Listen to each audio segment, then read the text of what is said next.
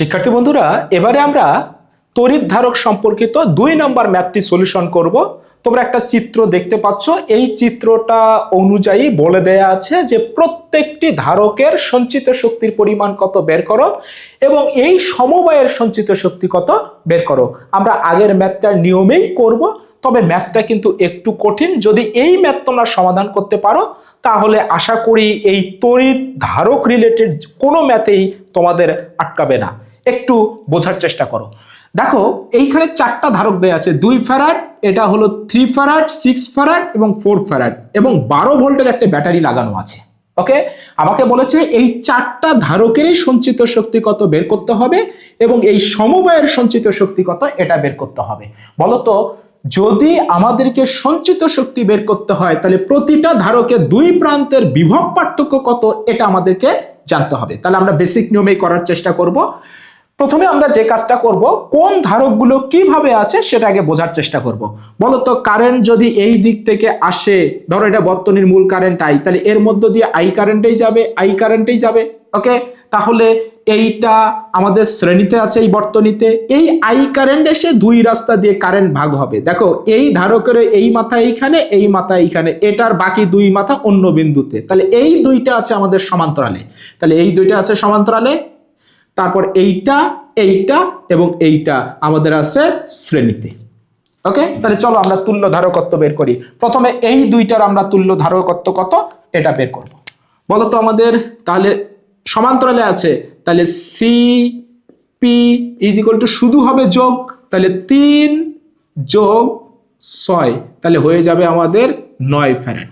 তার মানে এই 2টা মিলে হচ্ছে আমাদের 9 ফ্যারাড। একটু মনে রাখো, এই 2টা মিলে কিন্তু আমাদের হচ্ছে সিপি এর মান হচ্ছে 9 ফ্যারাড।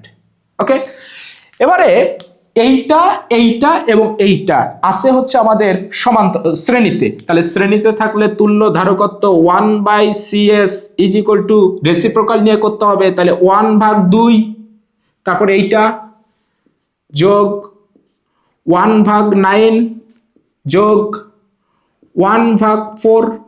ওকে, তাহলে এইখান থেকে আমরা সিএস এর মানটা 1.16 এত ফ্যারাড। ওকে, তাহলে সিএস এর মানটা বের হবে 1.16 ফ্যারাড। তাহলে আমরা এই পুরা বর্তনীর তুল্য ধারকত্ব কত এটা বের করে নিয়েছি। এবার বলো, প্রতিটা ধারকের 2 প্রান্তের বিভব পার্থক্য কত আমাদেরকে জানতে হবে। বলো তো, শ্রেণীতে থাকলে বিভব পার্থক্য আলাদা আলাদা হয়। তাহলে এইটা, এইটা, এইটা শ্রেণীতে আছে, তাহলে এই ধারকের 2 প্রান্তের বিভব পার্থক্য ধরে নেই V1, এর 2 প্রান্তের বিভব পার্থক্য ধরে নেই V2। ওকে, আবার বলো তো, এর 2 প্রান্তের বিভব পার্থক্য ধরে নেই V3, এটা আমরা জানি। এবারে ইমাজিন করো তো, কি জানি শ্রেণীতে থাকলে, দেখো খেয়াল করো, এই 2টা আবার আমার সমান্তরালে আছে, তাহলে এরও 2 প্রান্তের বিভব পার্থক্য হবে V2, এরও 2 প্রান্তের বিভব পার্থক্য কিন্তু হবে V2, কারণ সমান্তরালে থাকলে বিভব পার্থক্য একই হয়। আরেকটা জিনিস আমি তোমাদের বলেছিলাম, যদি শ্রেণীতে থাকে তাহলে চার্জের মান আবার একই হয়। বলতো, এখানে 12 যে পরিমাণ চার্জ জমা আছে এখানেও তাই হবে কিউ, এখানেও কি হবে কিউ। ওকে, এই 2 বিন্দুতে এখানে কত হবে কিউ, একই পরিমাণ চার্জ জমা হয়। কিন্তু সমান্তরালে যদি আবার থাকে তাহলে কিন্তু চার্জের মান আলাদা আলাদা হয়ে যায়, তাহলে এটা হবে Q1, এটা হবে Q2। ওকে, আমাদের দেওয়ার দরকার নাই। এবারে আমরা এই V1, V2 এবং V3 এই 3টা মান যদি বের করতে পারি তাহলে আমরা সঞ্চিত শক্তি 4টা ধারকেরই পেয়ে যাব। বলতো, এই V1 এর মান যদি আমরা বের করতে চাই তাহলে আমরা যেভাবে বের করতে পারি, দেখো আমরা জানি C is equal to Q by V, তাহলে V ইজ ইকুয়াল টু হবে Q বাই C, তাহলে এখানে হবে উপরে Q, নিচে হবে C1।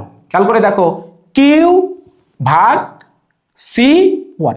আবার বলো তো, এই V2 এর মান যদি আমরা বের করতে চাই, V2, তাহলে V2 যদি আমরা বের করতে চাই তাহলে উপরে কত হবে Q, কারণ এই 2 প্রান্তে কিন্তু চার্জ জমা আছে Q, আর নিচে কি কত হবে C।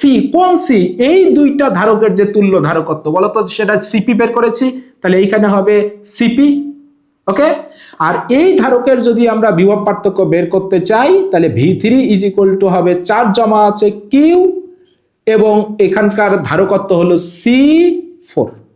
ওকে, দেখো তো আমার C1 এর মান জানা, Cp এর মান জানা, C4 এর মান জানা, কিন্তু চার্জের মান আমার অজানা। কিউ কিউ কিউ, তার মানে এই ব্যাটারিতে কত চার্জ জমা ছিল শুধু যদি আমি কিউ এর মান বের করতে পারি তাহলেই কিন্তু আমি V1 V2 V3 এই মানগুলো কিন্তু আমি পেয়ে যাব। তাহলে আমাকে কিউ বের করাটা খুব জরুরি। দেখো তো এই বর্তনীর তুল্য ধারকত্ব কত? 1.6 ফ্যারাড। ওকে, মানে এই চারটাকেই তুলে দিয়ে আমি এত ধারকত্বের একটা ধারক বসাতে পারি এই জায়গাতে। মানে ব্যাপারটা এইরকম, খেয়াল করে ছোট করে আঁকি। এই চারটাকে আমি তুলে দিয়ে একটা ধারক ইউজ করতে পারি। এই যে ব্যাটারিটা লাগানো ছিল, বলতো এইটার মান হচ্ছে আমার সিএস ছিল, সিএস এর মান 1.16 ফ্যারাড। এই ব্যাটারির বিভব পার্থক্য ছিল ভি, মানে 12 ভোল্ট, এটা ছিল আমার 12 ভোল্ট। আর এইখানে চার্জ জমা ছিল কিউ, তাহলে এখানেও তো চার্জ জমা হবে কিউ, এরও দুই প্রান্তের বিভব পার্থক্য তো হবে ভিই হবে। ওকে, তাহলে বলো তো এই সমবায়ের ক্ষেত্রে আমরা কি লিখতে পারি? আমরা লিখতে পারি CS is equal to Q ভাগ ভি। ওকে, তাহলে এইখান থেকে আমরা কিউ ইজ ইকুয়াল টু কি লিখতে পারি? সিএস গুণন ভি। বলো তো সিএস এর মান আমাদের কত দেয়া আছে? 1.16। আর বলো তো ভি এর মান কত? 12 ভোল্ট, তাহলে 13.94 এত কুলম। ওকে, তাহলে আমরা কিসের মান পেয়েছি? চার্জের মান পেয়েছি, এত কুলম চার্জ আমরা পেয়েছি। তাহলে কিউ এর মান যদি আমি পেয়ে যাই তাহলে এই V1 এর মানও বের করতে পারবো, V2 এর মানও বের করতে পারবো, V3 এর মানও আমরা বের করতে পারবো। চলো তো তিনটার মান আমরা বের করে নেই। বলো তো V1 ইজ ইকুয়াল টু হবে কিউ ভাগ, এই যে কিউ ভাগ C1। তাহলে কিউ ভাগ C1, কিউ এর মান কত? 13.94। আর C1 এর মান আমার কত দেয়া ছিল? 6.97 এত ভোল্ট। ওকে, তাহলে আমরা এক নাম্বার ধারকের দুই প্রান্তের বিভব পার্থক্য কত পেয়ে গেছি। আবার বলো তো V2 এর মান যদি আমরা বের করতে চাই তাহলে কত হবে? উপরে চার্জ কত জমা আছে? কিউ, তাহলে কিউ। নিচে কত হবে? C2 বসাবা, C3 বসাবা না, কারণ এই দুইটা মিলে তো হচ্ছে আমার সিপি, তাহলে নিচে হবে সিপি। তাহলে কিউ এর মান হচ্ছে 13.94 আর সিপি এর মান আমরা জানি হচ্ছে, সিপি এর মান হচ্ছে 9।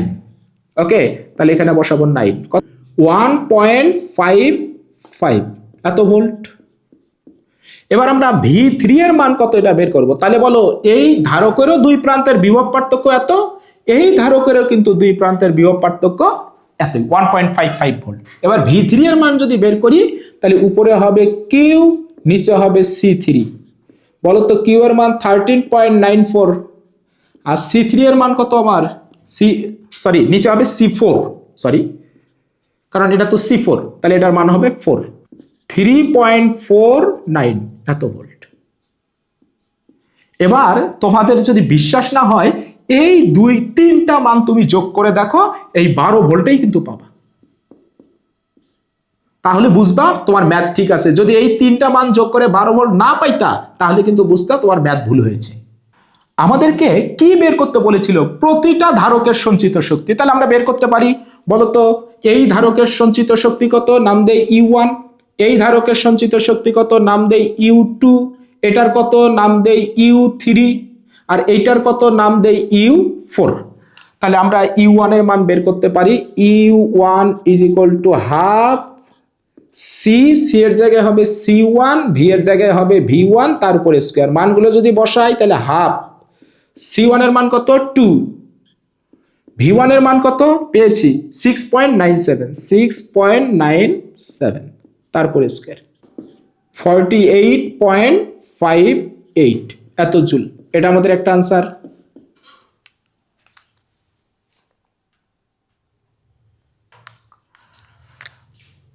আমরা U2 এর মান যদি বের করি, মানে এই দ্বিতীয় ধারকের সঞ্চিত শক্তি, তাহলে হবে হাফ C2 V2 তারপরে স্কয়ার। তাহলে হাফ থাকলো, C2 এর মান আমাদের কত? 3।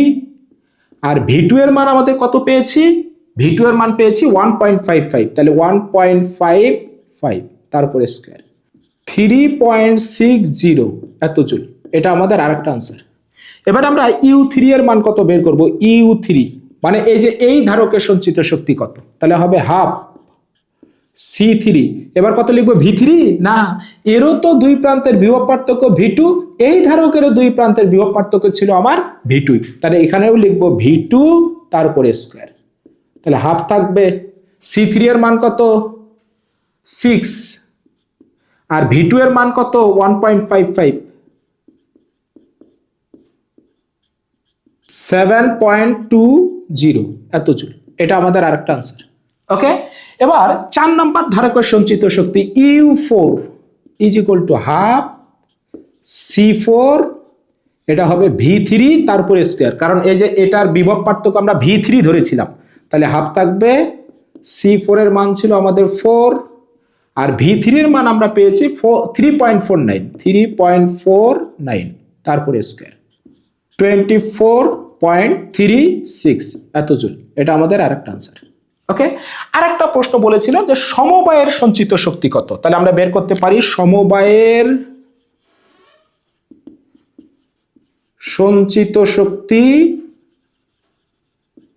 আমরা ইউ ধরেছি, তাহলে সমবায়ের সঞ্চিত শক্তি ইউ ইজ ইকুয়াল টু হবে হাফ, কত হবে সিএস, কারণ এই যে চারটারই তুল্য ধারকত্ব ছিল সিএস, আর এটা হবে ভি স্কয়ার, তাহলে হাফ থাকবে।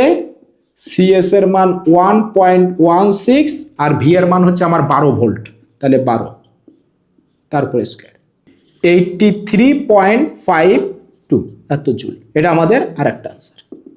তাহলে আমাদের যে প্রশ্নে বলে দেয়া ছিল প্রতিটা ধারকের সঞ্চিত শক্তি কত, আমরা বের করেছি U1, U2, U3, U4, এবং এই সমবায়ের সঞ্চিত শক্তি কত আমরা বের করেছি।